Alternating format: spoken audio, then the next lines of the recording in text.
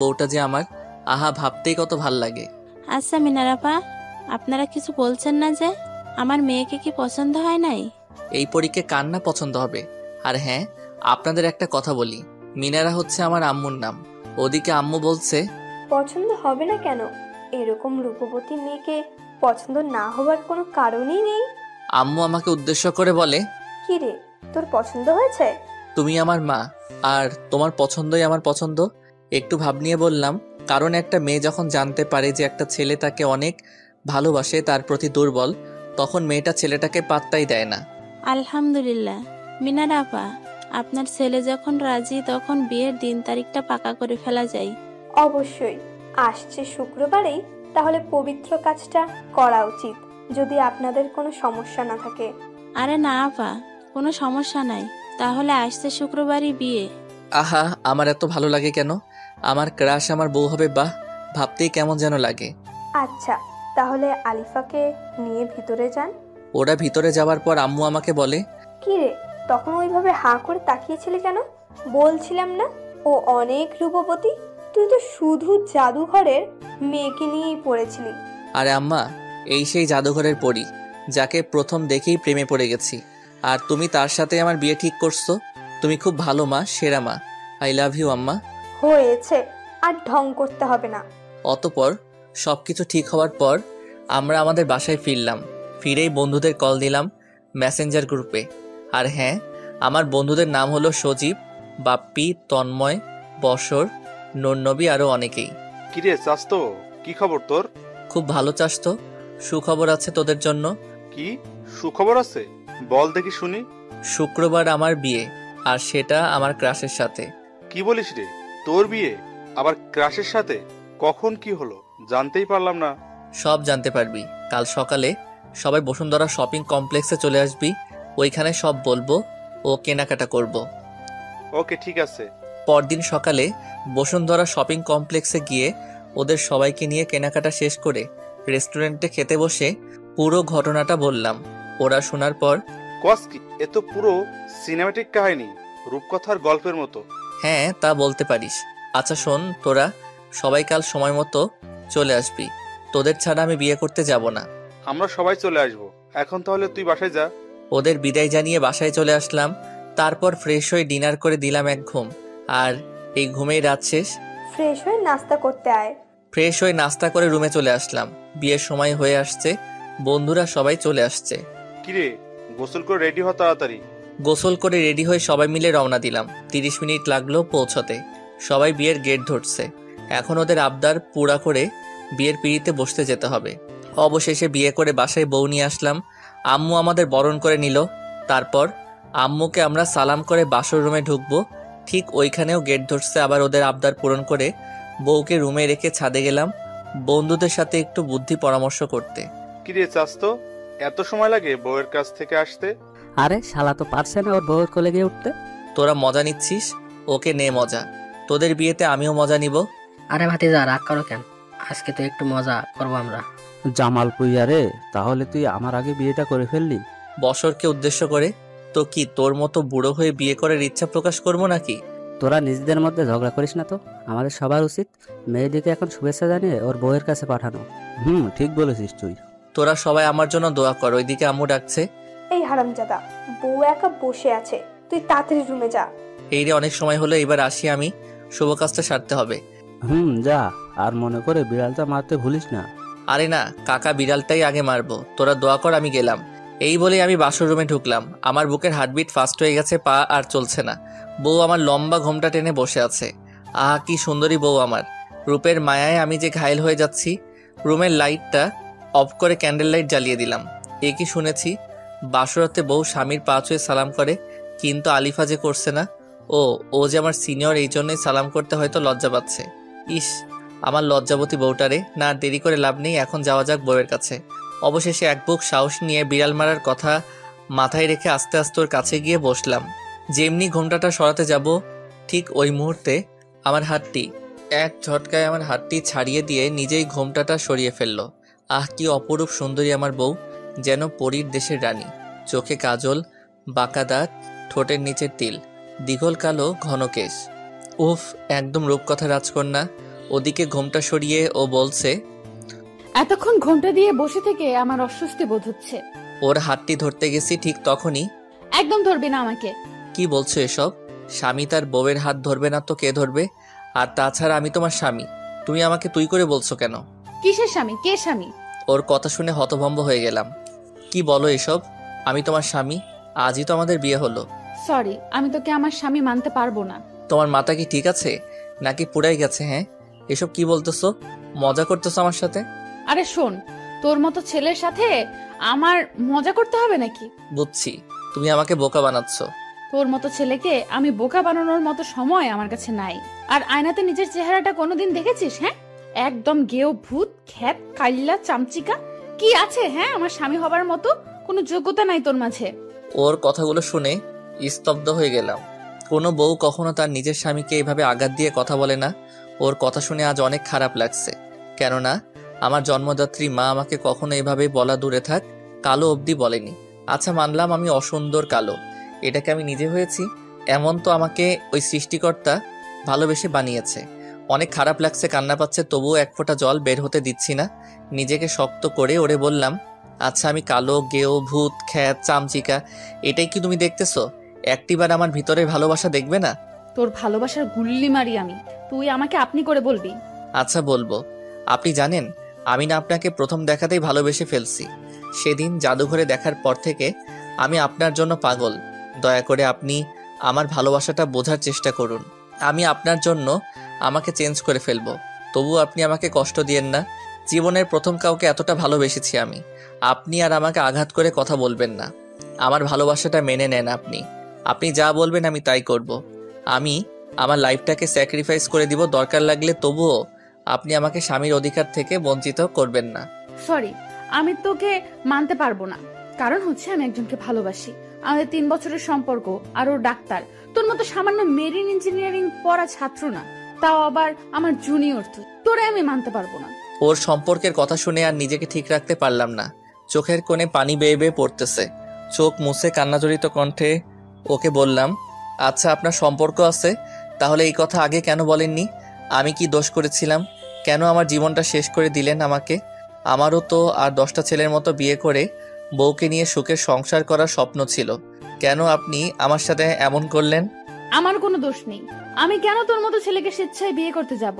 আমার মা আমাকে বলেছে বিয়ে করতে, আর মা ডাক্তারকে মানবে না, তাই আমাকে এত তাড়াতাড়ি হুট করে তোর সাথে বিয়ে বসতে বাধ্য করেছে। আচ্ছা বুঝলাম সব। এখন তাহলে আমার কি হবে? আমি কোন স্বপ্ন নিয়ে বাঁচবো?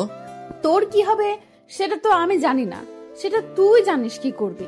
পারলে তুই রিলেশন করে বিয়ে করে নিস। আর হ্যাঁ, তুই কখনো আমার কাছে স্বামীর অধিকার চাইবি না, আমার কাছেও আসবি না। আমাকে কি মনে হয় আপনার কাছে? হ্যাঁ, ভালোবাসা এতই সস্তা নাকি যে আজকে আপনাকে ভুলে গিয়ে কালকে অন্যজনের সাথে রিলেশন করে বিয়ে করে ফেলবো? আমি আপনাকে ভালোবাসতাম, ভালোবাসি, আর ভবিষ্যতেও বাসবো, কিন্তু কখনো আপনার কাছে ভালোবাসা চাইবো না, কথাটি বলে দিলাম। আর এটাও শুনেন, আপনি নিজেই একদিন আমার কাছে আসবেন, ভালোবাসা ভিক্ষা চাইবেন, কিন্তু সেদিন আমি পাথর হয়ে যাব, ফিরিয়ে দিব আপনাকে, কিন্তু ভালোবাসবো ঠিকই আপনাকেই। একা জীবনটা কাটিয়ে দিব, তবুও ভালোবাসা চাইবো না। আর বললেন না আপনার কাছে যেন স্বামীর অধিকার নিয়ে না যাই। আরে শুনেন, আমি আপনাকে কোনোদিন টাচও করব না। আর যারে ভালোবাসেন তাকে নিয়ে সুখী হয়েন। ডিভোর্স দিয়ে দিব আপনাকে, চাইতেও হবে না। ডাক্তারের ভালোবাসা সত্যি হলে আপনি আমার বউ হবার আগেই ডাক্তার আপনাকে বিয়ে করে নিতে পারত। আপনি একদিন বুঝবেন আর কাঁদবেন, যেমন আজ আমি কাঁদতেছি। আচ্ছা, আর ফালতু বকিস না তো। তুই বসে বসে স্বপ্ন দেখ এই দিনের আশায়। আর ডিভোর্স তুই কি দিতে চাইবি? আমি নিজেই তোকে ডিভোর্সের জন্য বলতাম। তোকে আমার একদমই সহ্য হয় না। এখন ঘুমাবো একটু শান্তিতে।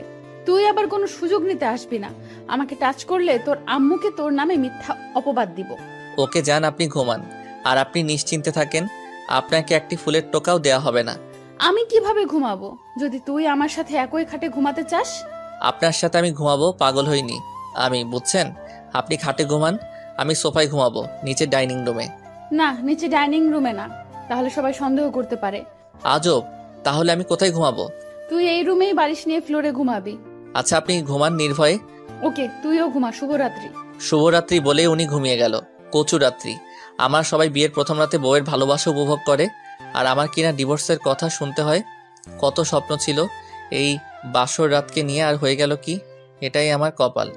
এসব ভাবতে ভাবতেই আলিফার ঘুমন্ত মুখখানির দিকে চোখ পড়তেই আমি আবার ক্রাশ খেয়েছি। একটা মেয়ে এত সুন্দরী কিভাবে হয়?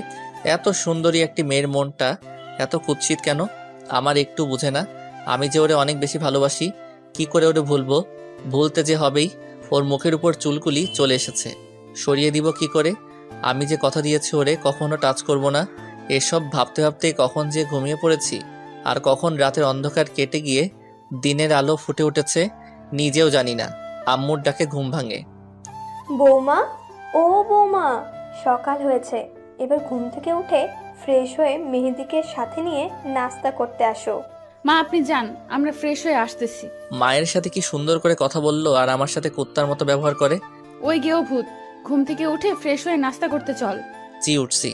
এরপর ফ্রেশ হয়ে দুইজন একসাথে বের হবার আগে ওরে বললাম, শুনেন, আপনার আর আমার মাঝে কি চলছে এবং কি হতে যাচ্ছে সেটা শুধু আমরাই জানি, আর কেউ যেন না জানতে পারে। আম্মুর সামনে এমনভাবে আমার সাথে কথা বলবেন যাতে আম্মু না বুঝতে পারে আমাদের মাঝে কি চলছে। আচ্ছা ঠিক আছে, চল। ওকে চলেন। ডাইনিং রুমে চলে আসছি। মাশাল্লাহ, বৌমাকে অনেক সুন্দর লাগছে। আসো মা, আসো, আমার সাথে বসো তুমি। বাহ, কি সুন্দর কথা! এখনই আমার মা আমাকে ভুলে গেছে, নকল বউ মাকে নিয়ে আছে, আবার আদর করে সাথে বসানো হচ্ছে। আমি এখন পর হয়ে গেছি। কি রে মেহেদি, তুই কিছু বলছিস না যে? চুপ করে আছিস কেন? কি বলবো, বলার মানুষ তো এসেই গেছে, এখন আমি না বললেও হবে। ক্ষুধা লেগেছে অনেক, খেতে দাও। তারপর খাওয়া দাওয়া শেষ করে যখন উঠবো তখন আম্মু বলল, শুনো, আমি চাইছি তোমরা এই মাসের 15 তারিখে হানিমুনে চলে যাও। 1 মাস ঘুরে আসো দুজন। একসাথে থাকলে তোমাদের অনেক ভালো লাগবে। না মা, এখন এসব হানিমুনের দরকার নেই। বিয়েটাই যেখানে মিথ্যা হয়ে গেছে, ডিভোর্স হয়ে যাবে, সেখানে হানিমুনের দরকার নেই। কথাটি আসতে বললাম। দরকার নেই মানে কি? হ্যাঁ, তুই কি পাগল হয়ে গেছিস? বিয়ের পর হানিমুন হবে না তা তো মেনে নেওয়া যায় না। হানিমুন হবে, আমি যা বলছি তার বাইরে একটি কথাও বলবি না তুই। হ্যাঁ মা, আপনি ঠিক বলছেন, আমরা হানিমুনে যাব, আপনি যাবার ব্যবস্থা করেন। এই মেয়েটি কি পাগল হয়ে গেছে? নিজেই বিয়ে মানছেন, আবার নিজেই এখন বলছে হানিমুনে যাবার ব্যবস্থা করতে। লজ্জা বলতেই কিছু নাই মেয়েটির। হ্যাঁ বৌমা, সব ব্যবস্থা হয়ে গেছে। আগামী 15 তারিখে তোমাদের ফ্লাইট, আর তোমরা যাচ্ছ লন্ডন। আচ্ছা ঠিক আছে। তারপর রুমে চলে আসলাম। রুমে এসে ওরে বললাম, আপনি কি পাগল? নিজেই বিয়েটা মানছেন না, আবার সে আপনি নিজে থেকে হানিমুনে যাওয়ার জন্য রাজি। আরে গাধা, হানিমুনে গিয়ে তো আর আমি তোর সাথে ঘুরবো না। তুই তোর মতো থাকবি, আমি আমার মতো ডাক্তারের সাথে ঘুরবো। মানে কি? হ্যাঁ, আপনি এখন আমার বউ, আর তাই আপনি এসব করতে পারবেন না। ডিভোর্সের পর যা মন চাই করবেন, আমার কোনো আপত্তি নেই। আচ্ছা যা, ঠিক আছে, মানলাম তোর এই কথা। ধন্যবাদ। ওয়েলকাম। শুন, আমার কিছু কেনাকাটা করতে হবে, তুই আমার সাথে যাবি। আচ্ছা আপনি রেডি হন, এখনই বের হব। তারপর রেডি হয়ে সোজা তার জন্য মার্কেটে চলে গেলাম। দেখ তো আমাকে কোন শাড়িতে মানাবে। আপনি নীল শাড়িটা নিতে পারেন। নীল শাড়িতে আপনাকে পরীর মতো লাগে। তারপর তার পছন্দ মতো প্রয়োজনীয় কেনাকাটা শেষ করে একটি রেস্টুরেন্টে গেলাম। ওরে বললাম, আপনি কি খাবেন অর্ডার দেন, আমি বিল দিয়ে দিচ্ছি। কেন, তুই কিছু খাবি না? আমার মনে এত রং নাই, আমি খাবো না, তাই আপনি খান। ওকে, তাহলে তুই কি করবি? এখন সেলুনে যাব চুলের ট্রিটমেন্ট করাইতে। আচ্ছা যা তুই, আমি খাওয়া শেষ করে বাসায় চলে যাব। তারপর রেস্টুরেন্ট থেকে সোজা জেন্টস পার্লারে চলে আসলাম। পার্লারের বিউটিশিয়ানকে ডেকে বললাম, আমার বউ আমাকে এভাবে অপমান করছে, এখন আপনারা এমন কিছু করে দেন যাতে ও দেখলেই অবাক হয়ে যায়। আরে ভাই, কোনো টেনশন নাই, আপনি বসেন। 1 ঘন্টার মধ্যে আপনাকে স্মার্ট লুক দিব। আপনার দাড়ি ও চুল দুটাই ট্রিটমেন্ট করে আপনাকে হিরো বানিয়ে দেব। তার কথা শুনে অনেক খুশি হয়ে গেলাম। তারপর সে শুরু করে দিল আমাকে আধুনিক স্মার্ট লুক দেওয়ার কাজ। 1 ঘন্টা পর তার কাজ শেষে আমাকে বলল, ভাই এখন চোখ মিলে আয়নাতে আপনাকে দেখেন, চিনতে পারছেন কিনা? চোখ মেলে আয়নাতে তাকিয়ে দেখে পুরো অবাক হয়ে গেলাম। আমি নিজেই নিজেকে চিনতে পারছি না। গেও খ্যাত বলে আমাকে এত অপমান করেছে যে সেও যদি আজ আমাকে দেখে চিনতে পারবে না। আজ আমি আধুনিক যুগের আর 10টা স্মার্ট ছেলের মতো আমিও স্মার্ট, আর কেউ আমাকে আমার লুকের জন্য অপমান করে কটু কথা শোনাতে পারবে না। আজ আমি অনেক খুশি। তারপর পার্লারের বিউটিশিয়ান আমার বিল কত হয়েছে তা জেনে তা পরিশোধ করে।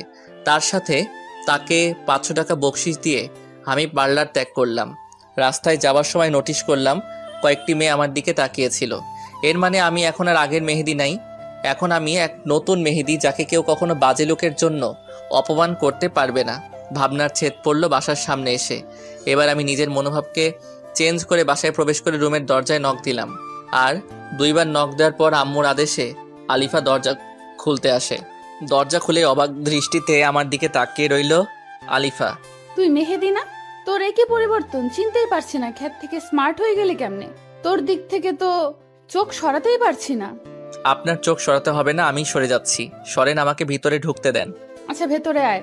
বলতো তুই এত স্মার্ট হয়েছিস কিভাবে? আগে তো আনস্মার্ট খ্যাত ছিলি। শুনেন, আমি আগে কেমন ছিলাম সেটা আমি ভুলে গিয়েছি। আর আপনি আমাকে আমার অসুন্দর আনস্মার্ট লোকের জন্য কম ছোট করেন নাই। এখন আর পারবেন না। মানুষ চাইলে যে কোনো মুহূর্তে পরিবর্তন হতে পারে, আর পরিবর্তনের কারণটা আজীবন মনে রাখে। আমিও মনে রেখে দিয়েছি আমাকে কতটা অপদস্থ করা হয়েছে, তা ভুলবো না কখনো। আর এখন থেকে দেখবেন কিভাবে আমার ভালোবাসাও পরিবর্তন হয়ে যায়। আরে তোর পরিবর্তনে আমার কিছু আসে যায় না বুঝলি, কারণ আমি আমার ডাক্তারকে ভালোবাসি। বৌমা, তোমরা দুজনে কিসের আলাপ করছো? আর মেহেদি, তোর এত পরিবর্তন কিভাবে? আমি কত বলেছি নিজেকে পরিবর্তন করতে, করিসনি। আর এখন বউয়ের ভালোবাসা পেয়ে এত পরিবর্তন? এমনি হানিমুনে নিয়ে আলোচনা করছিলাম মা। কত বড় মিথ্যা কথাটা বলল ডাইনিটা। আর আমারও যে কথা ভালোবাসা পেয়ে নাকি এমন পরিবর্তন, সত্য কথা যদি জানতো মা অনেক বেশি কষ্ট পেত। যাই হোক, এবার বাস্তবে ফিরে আসা যাক। মা, বিয়ের পর সবাই পরিবর্তন হয়, তাই আমিও হলাম। তাছাড়া আমার বউ যে সুন্দরী, ওর সাথে মানানোর জন্য আমাকে তো একটু পরিবর্তন হতেই হবে, তাই না? তাছাড়া ওরও তো আশা থাকতে পারে যে ওর স্বামী অনেক স্মার্ট হবে, তাই সবকিছু ভেবেই এই পরিবর্তন। বাহ, ভালো লাগলো তোর কথা শুনে। তুই বুঝতে পারছিস তোর বউকে। আচ্ছা, এখন আয় বাবা, খেয়ে বিশ্রাম কর। আচ্ছা আম্মু, আমরা ফ্রেশ হয়ে আসছি। তারপর ফ্রেশ হয়ে রাতের খাবার খেয়ে রুমে চলে এলাম। শোন, আজকে চাইলে তুই বিছানায় থাকতে পারিস, অসুবিধা নেই। তার আর কোনো দরকার নেই। আমার কোনো চাওয়া নেই, সকল চাওয়া পাওয়াকে মাটি দিয়ে দিছি। আমি চাই না কারোর সাথে ঘুমোতে। নিচে থেকে বললাম তো, তাই দাম দিলি না। ওকে যা, ফ্লোরেই ঘুমা। জি, আপনি বিছানায় আরাম করে নির্ভয়ে ঘুমান, আমি ফ্লোরেই ঘুমাবো। ওকে, গুড নাইট। দরদ দেখাতে আসছে আমাকে।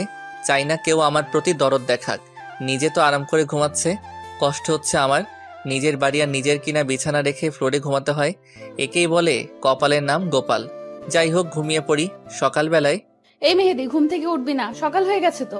কি হয়েছে? হ্যাঁ, কেবলই তো ঘুমিয়েছি, বিরক্ত করবেন না যান। আর চোখে পরীকে দেখে নিলাম। ভেজা খোলা চুলের ঘ্রাণে আমি মাতাল হয়ে যাচ্ছি। অপরূপ সুন্দর লাগছে ওকে। দূর, কি ভাবছি এসব, ওরে নিয়ে এত ভেবে লাভ নেই। এখন ফ্রেশ হয়ে আসি। ফ্রেশ হয়ে সরাসরি নাস্তা করতে চলে গেলাম। আমার সামনে বসছে আলিফা। আমি খাওয়ার পাশাপাশি ওকেও দেখছি। বিষয়টা ও বুঝতে পারে। এই খাবারের সময় অন্যদিকে তাকাতে নেই, খেয়ে ওঠো। মা সাথে, তাই আজ বউ ভালোবেসে সুন্দর করে একটা কথা বলল। এতদিনের বিবাহিত জীবন অতিবাহিত করার পর মাকে দেখানোর জন্য বলা হলেও এতেই আমি ভালোবাসা খুঁজে নিয়েছি। খাওয়া শেষে মা বলল, তোমরা সবকিছু গুছিয়ে ফেলো, আজ বিকালেই তোমাদের হানিমুনের ফ্লাইট। ওয়াও মা, এটা তো খুশির কথা। আমি এক্ষুনি যাচ্ছি সবকিছু গোছাতে।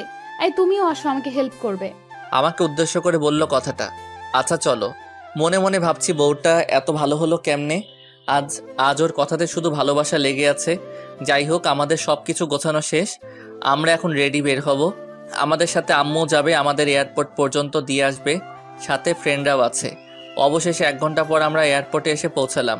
এই নে বাবা, তোদের দুজনের টিকিট, সাবধানে রাখ, আর গিয়ে পৌঁছালেই জানাবি। আচ্ছা মা, আমাদের জন্য দোয়া করবে।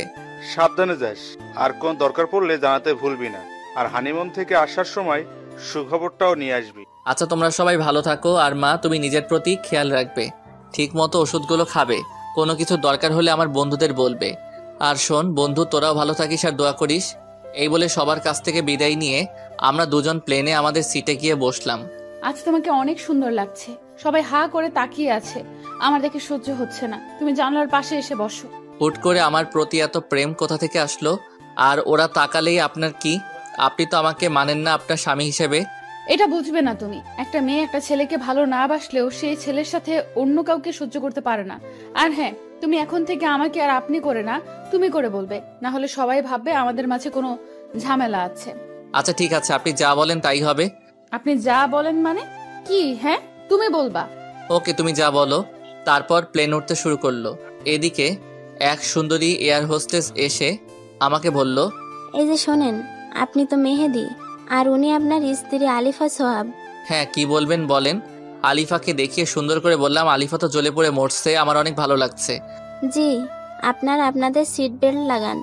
আর এই যে আপনাদের নাস্তা খেয়ে নিন, আর যে কোনো প্রয়োজনে আমাকে ডাকবেন। আর একটা কথা, আপনাকে অনেক স্মার্ট লাগছে। ওকে ঠিক আছে, আমি প্রয়োজনে আপনাকে ডাকবো।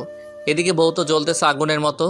এই কুত্তা হারামি, এয়ার হোস্টেসের সাথে তুই আর কোনো কথা বলবি না। যা বলার আমি বলবো, কথাটা মনে থাকে যেন। আমি ওরে রাগানোর জন্য যেই না এয়ার হোস্টেসকে ডাক দিতে যাব, আলিফা আমাকে অমনি ধরে বলল, এই কুত্তা, তোকে না কেবলই বললাম তুই এই মেয়েকে ডাকবি না, তাহলে কেন ডাকলি? আমার কথা কি মাথায় ঢুকেনি, নাকি মেরে ঢুকাতে হবে? এই ছাড়ো না, সবাই দেখছে। সবাই কি বলবে বলো তো? ছেড়ে দাও, তোমার স্বামীর মান সম্মান কি তুমি ক্ষুণ্ণ করতে চাও? যে দেখার দেখুক, তাতে আমার কি? আমি আমার জুনিয়র স্বামীকে শাসন করব।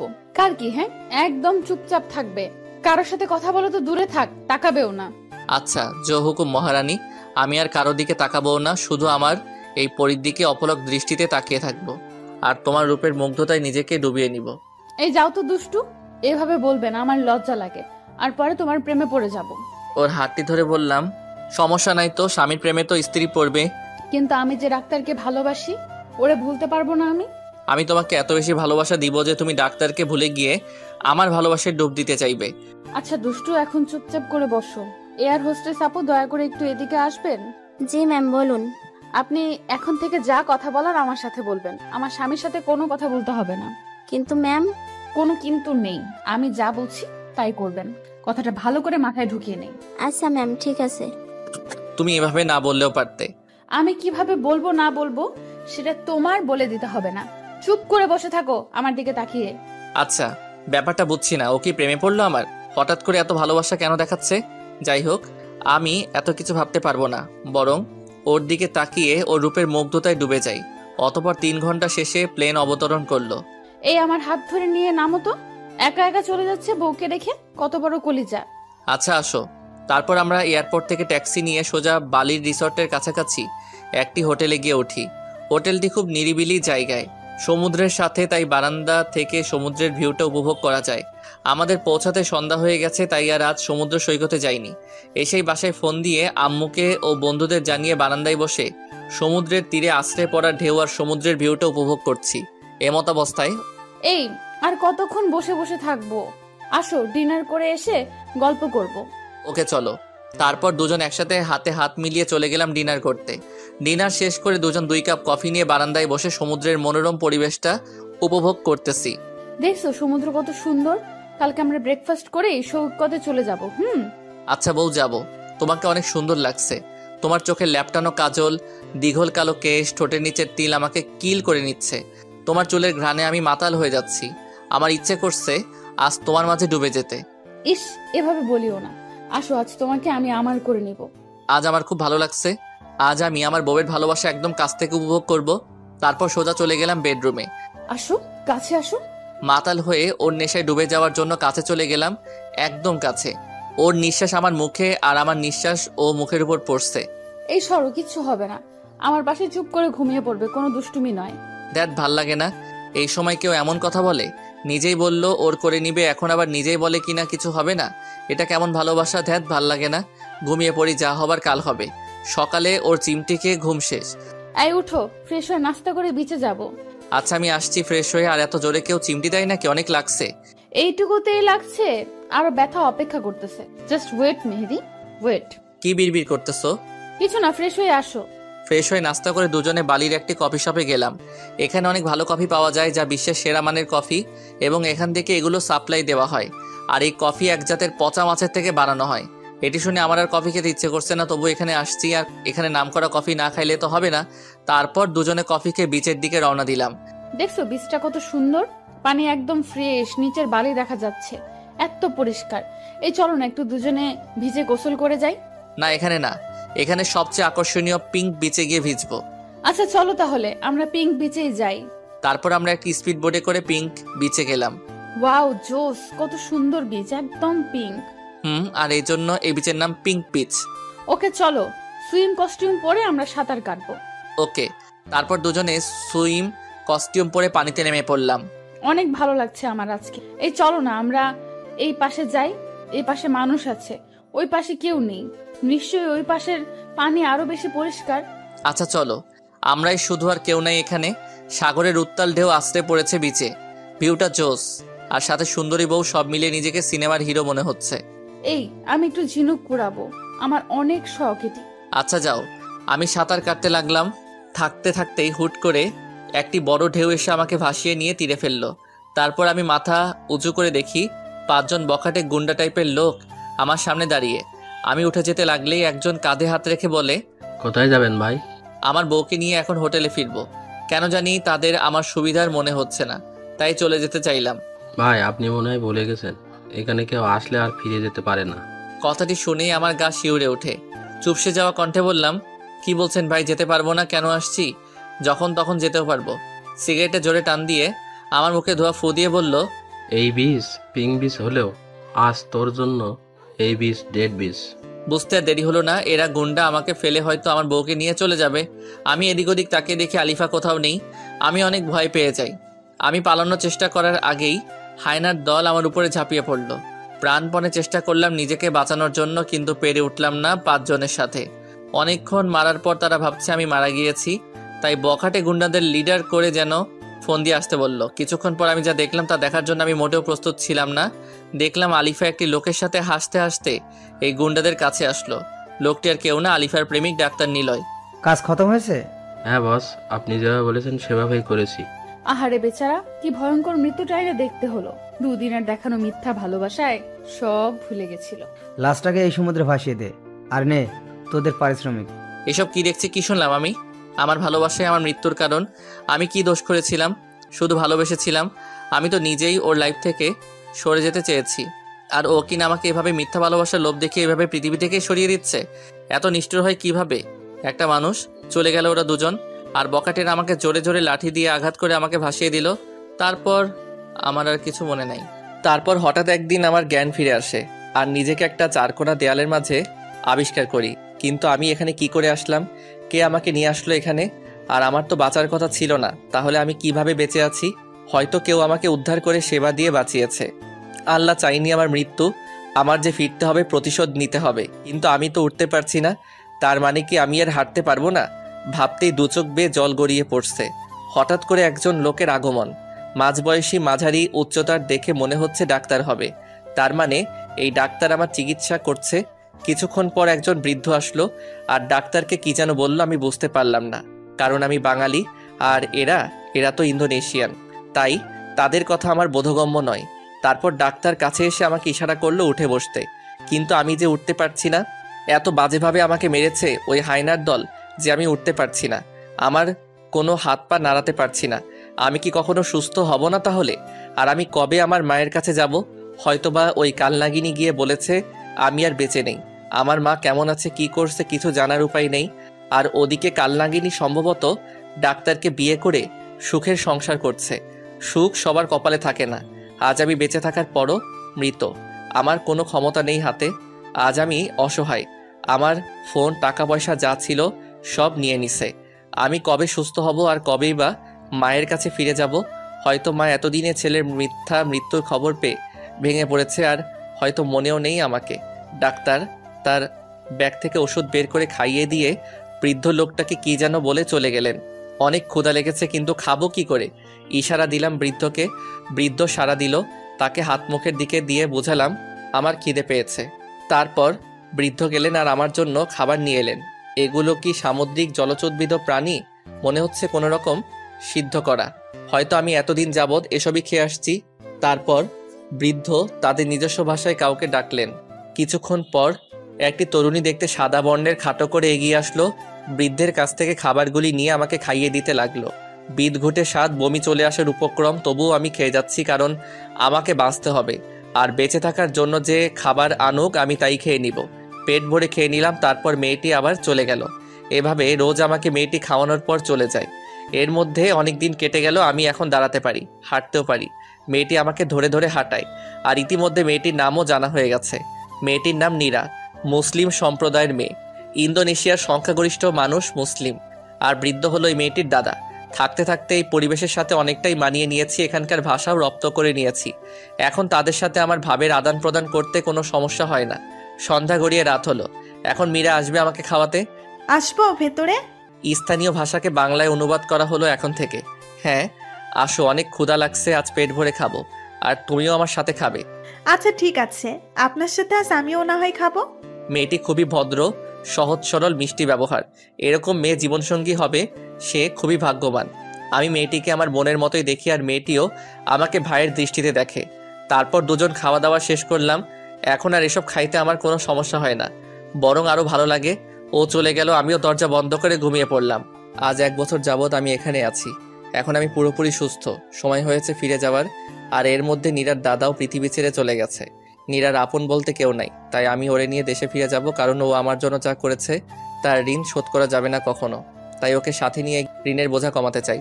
দাদা দেশে যাবা কবে? যাবো রে বোন, আগে কাজ করে টাকা জোগাড় করি। হ্যাঁ, যা শুনলেন তা একদম ঠিক। আমি এখন কাজ করি একটি হোটেলে, যা বেতন পাই তা দিয়ে দুজনের জীবন কেটে যায় কোনো রকমে। আর দেশে যাবার জন্য কিছু করে টাকা জমাই। অতপর আরও 6 মাস অতিবাহিত হবার পর আমরা দেশে যাবার জন্য প্লেনের টিকিট সংগ্রহ করেছি। আজ নিজের জঙ্গলি রূপকে পরিবর্তন করে আসছি, আবার সে আগের মেহেদি হয়ে গেছি। দাদা আমার আজ সত্যিই খুব খুশি লাগছে। কেন রে বোন, তুই আজ এত খুশি, কারণটা কি? এই যে দাদা, আজ আমি তোমার সাথে তোমার দেশের তোমার বাসায় যাব। আমার তো কেউ নেই, ছোটবেলায় বাপ মা মারা গেছে অসুখে। দাদার কাছে বড় হয়েছি। তারপর একদিন দাদা তোমাকে সমুদ্র মাছ ধরতে গিয়ে উদ্ধার করে আনে। তারপর থেকে তোমাকে আমি নিজের হাতে খাইয়ে সেবা দিয়ে সুস্থ করে তুলেছি। দাদাও চলে গেল, এখন আপন বলতে তুমি ছাড়া আমার আর কেউ নাই।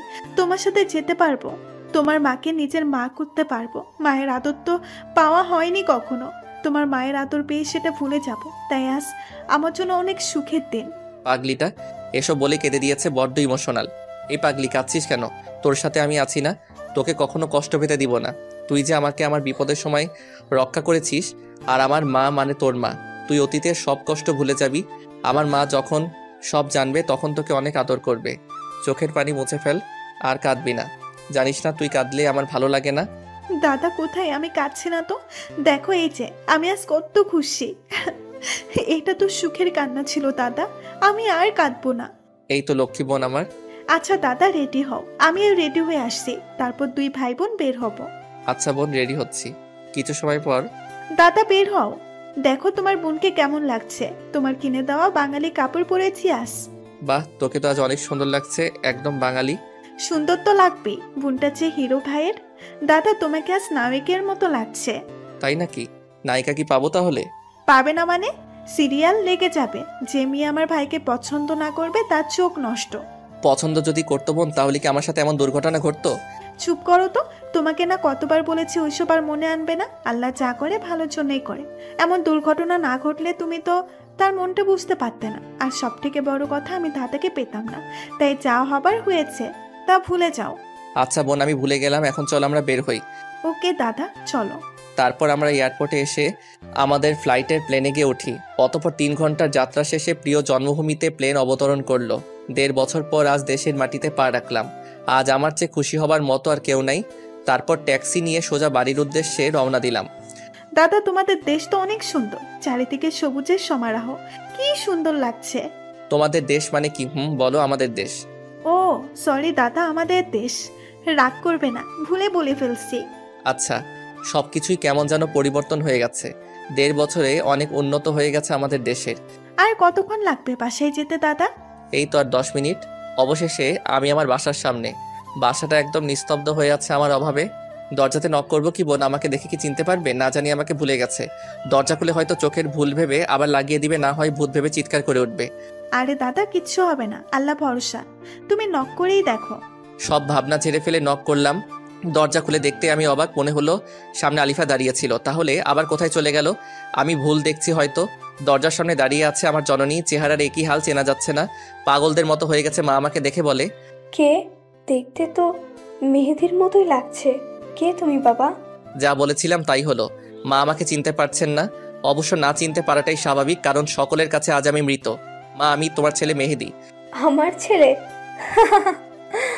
আমার ছেলে তো উপরে চলে গেছে আমাকে রেখে। স্বার্থপর ছেলে, মাকে সাথে নিয়ে যায়নি। মা কিছুতে বিশ্বাস করছে না যে আমি মেহেদি। আমি কি করে মাকে বিশ্বাস করব যে আমি তার সেই ছেলে মেহেদি? ও হ্যাঁ, মনে পড়ছে। মা আমাকে নিজে গলায় হার পরিয়ে দিয়েছে ছোটবেলায়। সব কিছু হায়নারা নিয়ে গেলেও ওটা নিতে পারিনি। আমি আস্তে করে শার্টের ভেতর থেকে হারটা বের করে মাকে দেখিয়ে বললাম, দেখো এই হার, তুমি আমাকে তোমার নিজের হাতে পরিয়ে দিয়েছো। এবার তো বিশ্বাস করো আমি তোমার ছেলে। হ্যাঁ তাই তো, তুই আমার ছেলে বাবা। জড়িয়ে ধরে কপালে চুমু দিল ছোটবেলার মতো করে। জানিস, তোর মৃত্যুর খবর শোনার পর আমি স্ট্রোক করেছিলাম। বেঁচে ফিরবো কখনো ভাবিনি। বৌমা যখন বলেছিল যে সন্ত্রাসীরা তোকে মেরে সমুদ্রে বিশাল ঢেউয়ের সাথে ভাসিয়ে দিয়েছে, তখন আমি কথাটি শুনে স্ট্রোক করেছিলাম। কখনো ভাবিনি যে তোর দেখা পাবো। আজ আমি অনেক খুশি বাবা, আজ যে মহা খুশির দিন। বাবা, তোর সাথে এই মেয়েটিকে? ও মা, ওর নাম নীরা। ওর আর ওর দাদুর ওসিলায় আমি আজ বেঁচে গেছি। ওর দাদু আমাকে সমুদ্রের তীরে ভেসে আসতে দেখে তারপর আমাকে উদ্ধার করে ওরা দীর্ঘ 1 বছর চিকিৎসা ও আমার সেবা করে আমাকে বাঁচিয়ে তুলছে।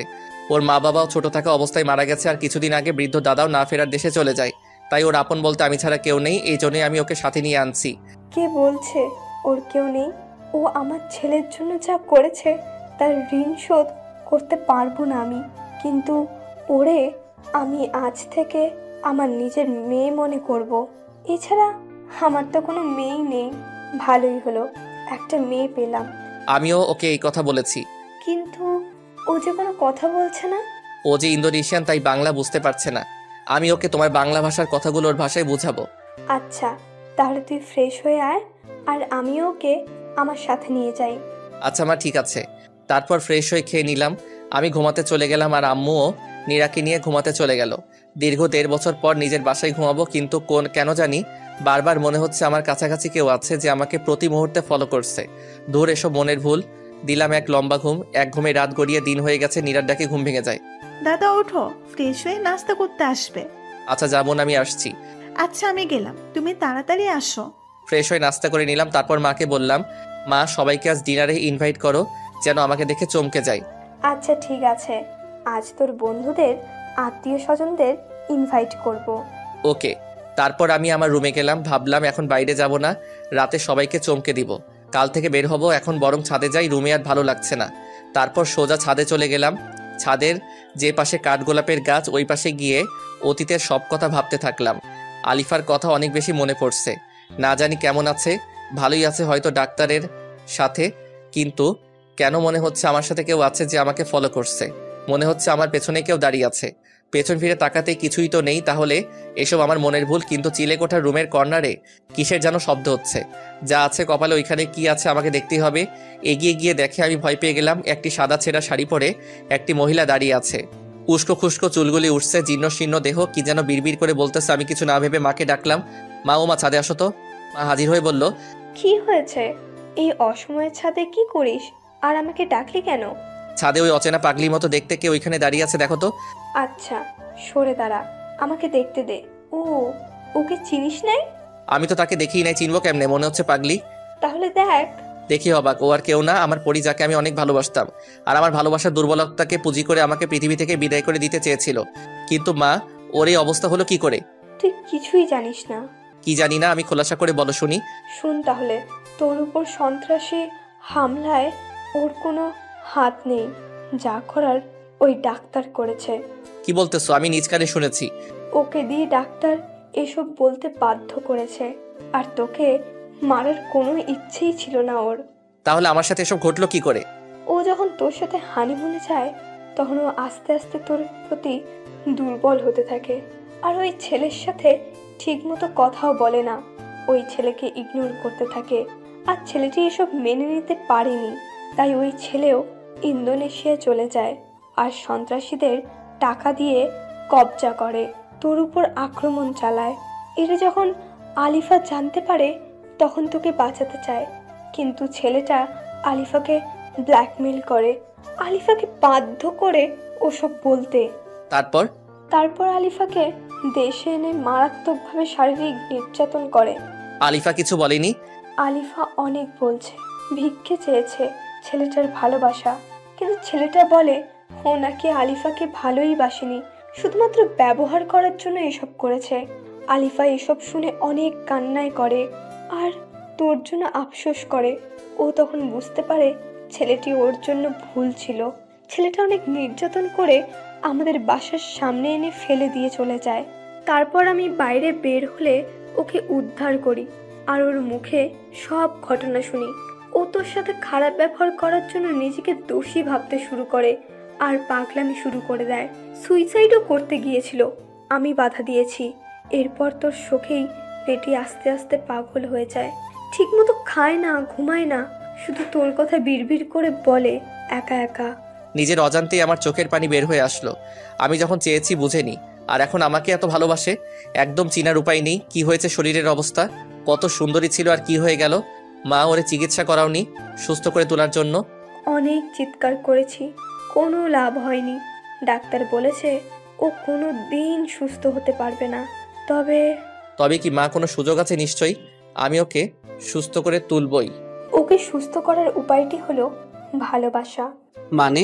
হ্যাঁ, একমাত্র ভালোবাসার দ্বারা ওকে সুস্থ করা সম্ভব। ভালোবাসা পারে না এমন কিছুই নেই। ভালোবাসা পেলে বনের হিংস্র পশুও পোষ মানে।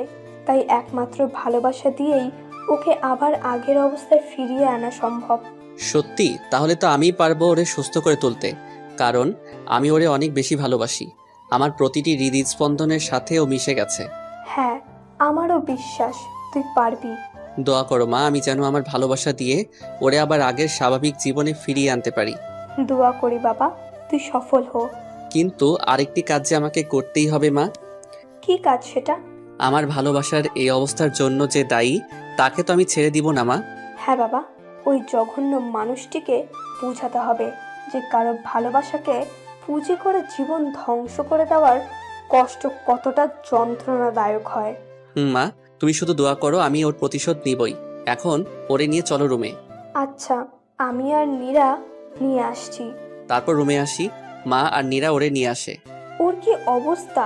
ওকে গোসল করিয়ে পরিপাটি করে রাখতে হবে। এতদিন একা ছিলাম তাই পারতাম না, এখন তোরা আসছিস, এখন পারবো। না মা, কাজটা আমি একা নিজে করতে চাই। আমার ভালোবাসা দিয়ে ওরে সুস্থ করতে হবে, তাই আজ থেকে ওর যাবতীয় কেয়ার আমি করব। তাহলে তো আরো ভালো, কিন্তু তুই কি পারবি একটা মেয়ের যাবতীয় কেয়ার করতে? ভালোবাসার জোর থাকলে সব পারা যায়। আমি ওরে ভালোবাসি, ওর স্বামী আমি, তাই আমাকে যে পারতেই হবে। আচ্ছা বাবা, যা তুই ওকে নিয়ে। ওরে সাথে নিয়ে আসলাম রুমে। আমার সামনে বসিয়ে রেখে দৃষ্টি না ফেলে ওরে দেখেই গেলাম। ভালোবাসার মানুষকে কাছ থেকে দেখাটা অনেক বেশি আনন্দের। পাগলিটার কিছু মনে পড়ছে না, শুধু খিলখিল করে হাসছে, ড্যাব ড্যাব করে তাকিয়ে আছে। ওর চোখে মুখে অনেক আকুতি জমে আছে। অনেক কিছু বলতে চাইছে হয়তো, কিন্তু মানসিক ভারসাম্য না থাকাই পারছে না। ওরে বললাম, এই পরি চলো তোমাকে গোসল করিয়ে আনি। আমি গোসল করব না, আমি তো পড়ি তাই গোসল করব না। তুই কর গোসল আর যা সর। আমার কাছে আসবি না, আমাকে ধরবি না। ওরা না আমাকে অনেক অত্যাচার করেছে, অনেক ব্যথা। আমি গোসল করব না, তুই গোসল কর, তুই পাগল। ওর কথা শুনে নিজের অজান্তেই দু চোখের কোণ বেয়ে অঝরে জল ঝরতে থাকে। এত সুন্দরী পরিষ্কার পরিপাটি থাকা আমার পরীর আজ এই নির্মম অবস্থার জন্য দায়ী ওই ডাক্তার। আমি ছাড়বো, খোদার কসম। আমি ওকে বুঝিয়ে দিব মানুষের জীবন নিয়ে খেলা করা কতটা ভয়ঙ্কর হতে পারে। এই তুই কি জানোস, আমার না জুনিয়র পিচ্চি স্বামী ছিল, ওরা আমি শেষ হতে দেখেছি। তোর স্বামী তোরই সামনে বসে আর তুই আজ চিনছিস না? যাই হোক, ওরে জোর করে গোসল করাতে নিয়ে গেলাম, যদিও ও যেতে চায়নি। সুন্দর কেশগুলিও কেমন মৃতপ্রায় হয়ে গেছে যত্নের অভাবে। তারপর নিজ হাতে ওর ওই চুলে শ্যাম্পু করে দিলাম। চুলগুলো যেন আবার আগের হারানো সতেজতা ফিরে পেল। ভালো করে ওরে গোসল করিয়ে দিয়ে নিজ হাতে সেই প্রথম যেদিন নীল শাড়িতে দেখেছিলাম আর প্রেমে ডুবে গেছিলাম সেই শাড়িটাই পরিয়ে দিলাম। পাগলিটা একদম স্থির হয়ে দাঁড়িয়েছিল। ওর চোখের ভাষা বলছিল আমাকে আমি যেন নিজ হাতে ওকে শাড়ি পরিয়ে দেই। ভালোবাসার মানুষের কেয়ার করা ও যে অনেক বড় পাওয়া। আমার খুব ইচ্ছে ছিল ওর চুলে আমি শ্যাম্পু করে দিব, ওরে শাড়ি পরিয়ে দিব, কপালে টিপ পরিয়ে দিব।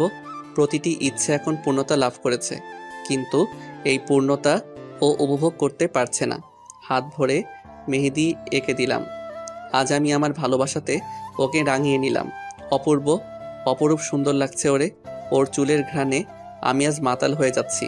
তারপর ওকে বিছানায় বসিয়ে দিয়ে আমি নিজেও ফ্রেশ হয়ে ওর শাড়ির সাথে ম্যাচিং করে নীল পাঞ্জাবি পরে আমার রুমে নিয়ে যাই। মাশাআল্লাহ, বৌমাকে আজ সেই প্রথম দিনের মতো লাগছে। কতদিন পর এইভাবে দেখছি। তুই পারবি বাবা, তোর ভালোবাসা দিয়েই সব কিছু জয় করতে পারবি। চল এখন লাঞ্চ করবি। নিজ হাতে তুলে ওরে খাইয়ে দিলাম। ও কেন যেন কোনো রকম বাধা দিচ্ছে না। ও হয়তো এই ভালোবাসা পেতে চেয়েছে। ওরে খাইয়ে আমিও খেয়ে আবার দুজন রুমে চলে আসি। এই, তুই কি আমাকে বিয়ে করবি? তোরে আমার পছন্দ হয়েছে, তুই খুব ভালো। বিয়ে তো অনেক আগে করছি, তবে হ্যাঁ, ও সুস্থ হলে আবার বিয়ে করে নিব। তারপর ওরে বললাম, হ্যাঁ আমি তো তোমাকে বিয়ে করবই। তুই আমার জামাই হবি? আমার শরম করতেছে, তুই সর। পাগলিটা লজ্জা পেয়েছে। লজ্জা পেয়ে একদম লাল টুকটুকে হয়ে গেছে। লজ্জা পেলে যে ওরে আরো বেশি কিউট লাগে আজ বুঝতে পারলাম। দেখতে দেখতে বিকাল গড়িয়ে এলো। বিকালবেলায় ছাদে যেতে ওর ভালো লাগে, তাই আমি ওরে নিয়ে ছাদে যাই। এখানে কেন আসলি আমাকে নিয়ে? এখানে আমার এই বেলায় আসতে ভালো লাগে, কিন্তু আমার সাথে না কেউ আসতোই না। তুই আসলি আমাকে নিয়ে, আমার সাথে কি প্রেম করবি তুই? আজ থেকে প্রতিদিন এই সময় তোমাকে আমি ছাদে নিয়ে আসব। আর তোমার সাথে আমি প্রেম করব সুন্দরী। আচ্ছা, তাহলে তুই এখন এখান থেকে লাফ দে। আরে পাগলি, তাহলে যে আমি মরে যাব, তোমার সাথে প্রেম করব কেমনে? ও, মরে যাবি লাফ দিলে? থাক তাইলে, তুই আমার সাথে আমার হাত ধরে বসে থাক। তারপর ওর হাত ধরে বসে থেকে বিকাল শেষে সন্ধ্যায় সূর্যাস্ত দেখে আবার রুমে চলে এলাম। রুমে এসে ওরে নাস্তা করিয়ে বললাম, এখন তুমি একটু ঘুমাও। কেন, তুই কি এখন চলে যাবি আমাকে রেখে? আমাকে রেখে যাসনি, আমার সাথে থাক। তোর সাথে থাকলে আমার ভালো লাগে। আরে আমি যাব না, তোমাকে ছেড়ে আমি কোথাও যাব না। তুমি ঘুমাও, আমি একটু বেলকনিতে গিয়ে বন্ধুদের সাথে কথা বলবো। অনেকদিন হলো ওদের সাথে কথা বলিনি। আমি ঘুমাবো কেমনে? আমার ঘুম আসে না। তুই ঘুম পাড়িয়ে দিবি আমায়? বল, দিবি না? আমার পরীর কথা কি আমি ফেলতে পারি? তারপর ওরে ঘুম পাড়িয়ে কপালে একটা কিস দিয়ে বেলকনিতে যাব। যখন ঠিক তখনই দেখি পাগলিটা আমার পাঞ্জাবির এক প্রান্ত ধরে ঘুমিয়ে আছে। এখন তো ছাড়াতে গেলেই ঘুম ভেঙে যাবে। বন্ধুদের সাথে কথা আজ বাসায় আসলে বলবো নি, এখন বরং আমি ওর মাথার পাশে বসে থাকি। ঘুমন্ত চেহারা যে কতটা নিষ্পাপ আর সৌন্দর্যে মোড়ানো, সেটা পরীকে এভাবে কাছ থেকে না দেখলে বুঝতেই পারতাম না।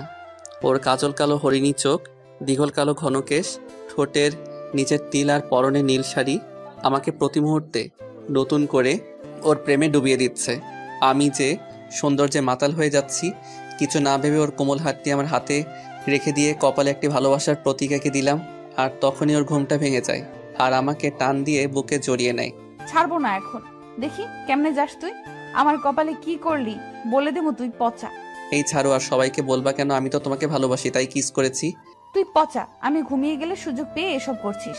আমাকে না বলে আমি তোর আম্মুকে বলে দেবো। এই না পাগলি, নিজেদের মধ্যে ঘনিষ্ঠ মুহূর্তের কথা কাউকে বলতে নাই। কেন বলতে নাই? বললে কি তোকে তোর আম্মু মারবে? মনে মনে এই পাগলির সাথে মোটেও পাগলামি করা যাবে না, করলেই বিপদ। তার থেকে বরং ওর কথাতেই সাড়া দেই। হ্যাঁ, আম্মুকে বললে আমাকে অনেক মারবে, আর আমাকে আম্মু তোমার সাথে প্রেম করতে দিবে না, তোমার সাথে থাকতেও দিবে না। ঠিক, তাহলে বলবো না। এই তো ভালো মেয়ের মতো কথা। আমি ভালো আর তুই পচা। আচ্ছা আমি পচা, তুমি অনেক অনেক ভালো, খুশি হও এবার। আমি অনেক বেশি খুশি। তুই আমাকে একটা জিনিস দিবি? হ্যাঁ অবশ্যই দিব, বলো কি চাও। আমার একটা পুতুল কিনে দিবি, ওই পুতুল দিয়ে আমি খেলবো। হায় রে পাগলি, পুতুল নিয়ে খেলবে কয়েক বছর পর ওর বাচ্চা, আর এখনো বলে ও নিজেই খেলবে। কি আর করা, সুস্থ হবার আগ পর্যন্ত পাগলামি সহ্য করতেই হবে। আচ্ছা কাল তোমাকে পুতুল কিনে দিব। তুই পচা না, খুব ভালো। তুমিও পাগলি। এদিকে আবার সবার আসার সময় হয়ে গেছে, আর মাকে বলছি আমার কথা গোপন রেখে আসতে বলতে, যাতে ওরা দেখে চমকে যায়। দাদা সবাই চলে আসছে, তুমি ভাবিকে নিয়ে নিচে চলে আসো। আচ্ছা তুই যা, আর কাউকে আমার কথা বলবি না, আমি তোর ভাবিকে নিয়ে আসছি। কোথায় যাবি আমাকে নিয়ে? নিচে ডাইনিং রুমে যাব। আচ্ছা, আমার হাত ধরে নিয়ে যাবি? বউয়ের হাত ধরে যেভাবে নিয়ে যায় ওইভাবেই নিব। ওদিকে আত্মীয় স্বজন, বন্ধু বান্ধব সবার সাথে কথা বলছে। আর হ্যাঁ, আজকে আমার জন্মদিন ছিল, তাই সবাইকে আজ বাসায় ইনভাইট করা হয়েছে। তোমরা সবাই কেমন আছো? হ্যাঁ ভালো আছি, আপনি কেমন আছেন? হ্যাঁ আমিও ভালো। সবাই তো জানো আজ মেহেদির জন্মদিন। হ্যাঁ জানি। আজ যদি ও আমাদের মাঝে থাকতো তাহলে অনেক ভালো লাগতো, সবাই মিলে একসাথে কত আনন্দ করতাম। তা ঠিক। আর হ্যাঁ, তোমরা সবাই চোখ বন্ধ করো কিছুক্ষণের জন্য, একটা সারপ্রাইজ আছে। আচ্ছা বন্ধ করলাম আমরা চোখ। আলিফাকে নিয়ে ওদের সামনে চুপচাপ বসলাম। এইবার সবাই চোখ খুলতে পারো। সবাই চোখ খুলে অবাক হতভম্ব হয়ে গেছে, তাকিয়ে আছে অদ্ভুত দৃষ্টিতে। মেহেদি, তুই কিভাবে এখানে বেঁচে আছিস তুই? আর আমরা সবাই ভেবেছি আমাদেরকে চলে গেছি। না রে বন্ধু, তোদের সবাইকে রেখে কি করে যাব? আল্লাহ নিজেই হয়তো এটা চাইনি, তাই বাঁচিয়ে রাখছে। তোরে অনেক অনেক মিস করছি রে বন্ধু। এখন আর মিস করতে হবে না, আমি এসে গেছি। সবাই আবেগপ্রবণ হয়ে গেছে। সবার সাথে অনেক দিন বুকে বুক মিলিয়ে কোলাকুলি করে বার্থডে উদযাপন করলাম। সবাই বলো সারপ্রাইজটা কেমন ছিল? আন্টি, পৃথিবীতে এর থেকে বড় সারপ্রাইজ আর হতে পারে না। হারানো বন্ধুকে ফিরে পাওয়া যে অনেক আনন্দের, আর তাও আবার এমন একটা স্পেশাল দিনে। এখন তোমরা নিজেরা কথা বলো, আমি একটু আসছি। আচ্ছা আন্টি। কিরে, তোরা সবাই কেমন আছিস তাহলে? এতদিন তো বেটা কেউই ভালো ছিলাম না, তবে এখন অনেক ভালো আছি বন্ধু, তোকে ফিরে পেয়ে। ঠিক বলেছিস। তো তোরা কি বিয়ে টিয়ে করে ফেলছিস? না চাস্তো, বিয়ে করিনি, তবে এখন তুই আসছিস তাই বিয়ে করা হবে। কারে, মারিয়াকে নাকি আবার অন্য কেউ? মারিয়াকেই। জানিস না তো, তন্ময়ের পুষ্পিতার সাথে সব ঠিক হয়ে গেছে। আমার কপালটাই খারাপ, রাত্রিকে পাইলাম না। আরে রাত্রি নাই তো কি হয়েছে, দিন তো আছে। ভাবি তো দেখি সুস্থ হয়ে গেছে। হ্যাঁ, প্রায় সুস্থ হয়ে গেছে, ভালোবাসা দিয়ে সুস্থ করে তুলছি। এই ভালোবাসাটাই আমার হলো না, মিম আমাকে বুঝলোই না। চিল কাকা, মিম বুঝবে, টেনশন নাই। আলিফা সুস্থ হলে ওরে দিয়ে সবার ফিটিং করাবো। ওনারা কারা? কখন থেকে তুই কথা বলছিস আমার সাথে না বলে? ওরা সবাই আমার বন্ধু। ও আচ্ছা। মা আসো, সবাইকে খাবার দিয়ে যাও। মা এসে সবাইকে খাইয়ে দিল। খাওয়া দাওয়া শেষে ডাক্তারের ব্যাপারে ওদেরকে বললাম। তুই কোনো চিন্তা করিস না, ওই বেটা বজ্জাতকে উচিত শিক্ষা দিব। তার আগে বল, এই মেয়েটিকে আগে তো কখনো দেখিনি। তারপর সবাইকে পুরো ঘটনা খুলে বললাম আর নীরার পরিচয়ও দিলাম। ও আচ্ছা, বুঝতে পারলাম। তাহলে নীরাকে দিয়েই কাজ হবে, ডাক্তারকে উচিত শিক্ষা দেওয়া যাবে। না, ও পারবে না, এ দেশের ব্যাপারে ওর অভিজ্ঞতা নাই। নীরাকে বুঝিয়ে বললাম, ও বলল পারবে। তাহলে তো হলোই, এখন সব ব্যবস্থা করি। আচ্ছা। তারপর সবাইকে বিদায় জানিয়ে আলিফাকে নিয়ে রুমে আসলাম। এখন কি করবি, ঘুমাবি নাকি? না, এখন তোমাকে ছাদে নিয়ে গিয়ে গান শোনাবো। সত্যি? তাহলে এক্ষুনি চল। ওকে। তারপর ওকে নিয়ে ছাদে আসি। ওর শিউলি ফুল খুব পছন্দ, তাই আজকে আমি ওকে শিউলি ফুলের মালা গেঁথে দিলাম আর বেলি ফুলের মালা খোপায় বেঁধে দিলাম। ও অনেক খুশি হয়েছে আজ। ওর এই হাসি মুখ দেখার জন্য আমি রোজ শিউলি ফুলের মালা আর বেলি ফুলের মালা নিজ হাতে গেঁথে ওর খোপায় বেঁধে দিব আর বেলকনিটা কাঠগোলাপে ভরিয়ে দিব। কাঠগোলাপের সাধার মায়ার মাঝেই আমার ভালোবাসা খুঁজে নিবে। তারপর ওকে নিয়ে এসে আমার বুকে ওর মাথা রেখে ঘুম পাড়িয়ে দিলাম। ওর ঘুমন্ত মিষ্টি মুখটা দেখে কপালে একটি চুমু দিয়ে আমিও ঘুমিয়ে গেলাম। পরদিন সকালে নীরার ডাকে ঘুম ভাঙে। দাদা আর কত ঘুমাবে, এবার উঠে ফ্রেশ হয়ে ভাবিকে নিয়ে নিচে আসো।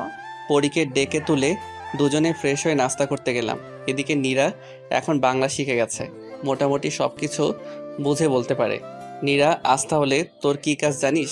হ্যাঁ দাদা, খুব ভালো করেই জানি, আর কাজটা যেন সঠিকভাবে সঠিক উপায়ে করতে পারি তার জন্য পরিকল্পনাও করে ফেলছি। বাহ, খুব ভালো কাজ। তাহলে আজ সকালে শুরু করে দে। আচ্ছা দাদা। নাস্তা শেষ করে আলিফা ও নীরাকে সাথে নিয়ে ঘুরতে বের হলাম। অনেকদিন পর বাসা থেকে বের হলাম, সেটাও আবার কিনা দীর্ঘদিন পর দেশে এসে।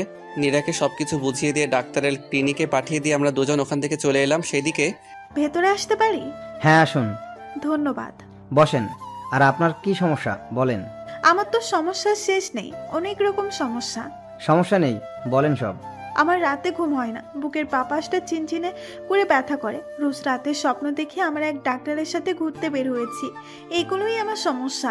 পেয়েছি, এই মেয়েকে পাঠানো খুব সহজ হবে। এই মেয়েই আমার পরবর্তী টার্গেট।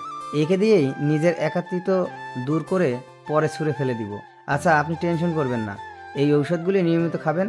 আর এই নেন আমার নাম্বার, ওষুধ খেয়ে ফলাফল জানাতে ভুলবেন না। আচ্ছা ঠিক আছে, আমি এখন আসি। আর হ্যাঁ, আপনি অনেক স্মার্ট। ইস, কপাল খুলে গেল, এ তো মেঘনা চাইতে বৃষ্টি। ও তাই, ধন্যবাদ, আপনিও অনেক রূপবতী। ধন্যবাদ, আসি এবার, আবার দেখা হবে। আসুন। ইস, কাজ হয়েছে, আবার দেখা হবে, আরো কত কি হবে।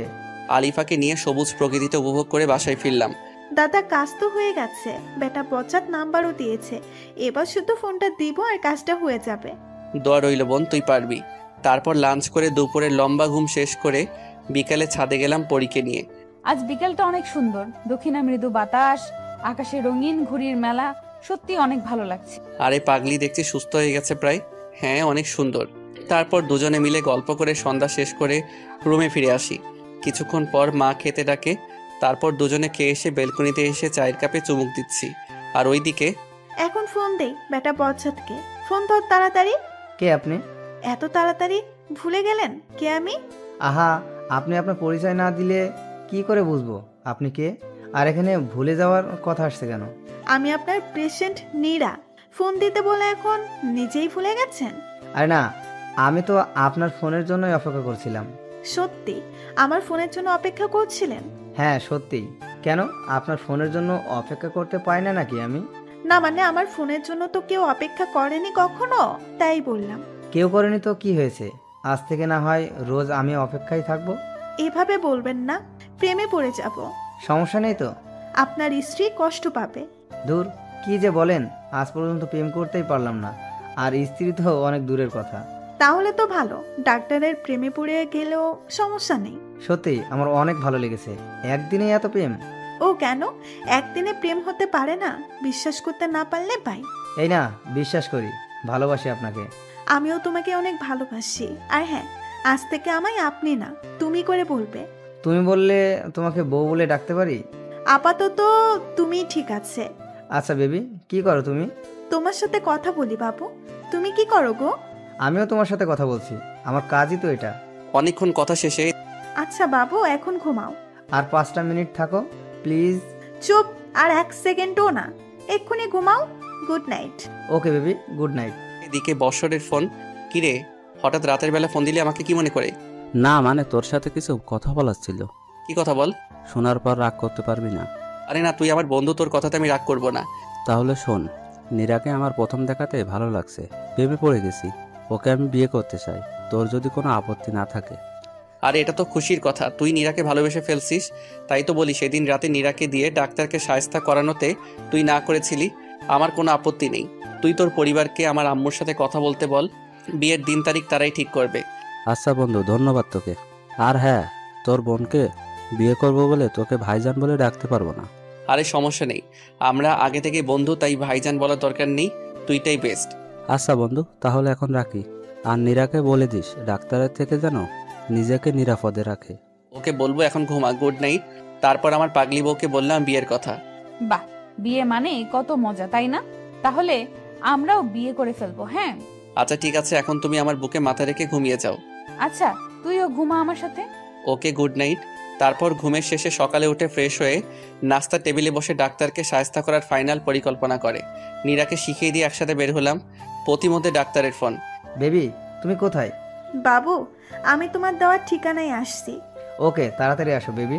এদিকে সজীবকে পুলিশ নিয়ে সময় মতো যে রেস্টুরেন্টে দেখা করতে চেয়েছে ডাক্তার আর অনৈতিক কাজ করার জন্য প্রস্তাব দিচ্ছে, সেখানে হাজির হতে বলি।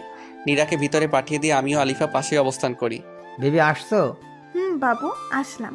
তাহলে চলো শুরু করা যাক। নীরা কথাটি শুনে ঠাস করে ডাক্তারকে থাপ্পড় লাগিয়ে দেয়। তুই কি ভাবছিস আমাকে লম্পট চরিত্রহীন? তোকে আজ মেরেই ফেলবো। কি বলছো বেবি এসব? আসো শুরু করি। আমি সামনে গিয়ে বললাম, কি শুরু করবি রে বাইনচোদ? তুই কিভাবে বেঁচে আছিস? তোর তো বাঁচার কথা না?